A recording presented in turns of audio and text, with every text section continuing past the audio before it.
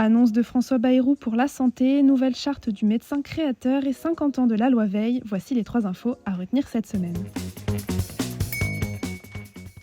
Quelles annonces a fait François Bayrou pour la santé dans sa déclaration de politique générale? Tout d'abord, la mesure de déremboursement de certains médicaments et de consultations médicales que souhaitait l'ex-gouvernement de Michel Barnier ne sera pas reprise. Le gouvernement prévoit par ailleurs de proposer une hausse notable des dépenses de santé afin d'améliorer les conditions de travail des soignants et de protéger les plus fragiles. Dans son budget de la Sécu qui sera à nouveau examiné dans les prochaines semaines, le gouvernement proposera une hausse notable de l'objectif national des dépenses maladie. François Bayrou a confirmé au passage le remboursement intégral des fauteuils roulants dès 2025. Enfin, la grande cause nationale de 2025 restera la santé mentale, comme l'avait décidé Michel Barnier. Jeudi dernier, l'Ordre des médecins et YouTube ont conjointement présenté la charte du médecin créateur de contenu. Ils y ont présenté 10 principes qui rappellent le cadre éthique et déontologique qui s'impose aux soignants même à travers un écran. Cette charte a en effet vocation à favoriser une information médicale à la fois rigoureuse et accessible pour lutter contre la désinformation en matière médicale et protéger la santé collective. Parmi les principes, on peut y retrouver par exemple « Je ne donnerai aucun conseil médical personnalisé sur les réseaux sociaux et plateformes à des utilisateurs »,« Je n'utiliserai pas de moyens payants pour mieux référencer mon contenu »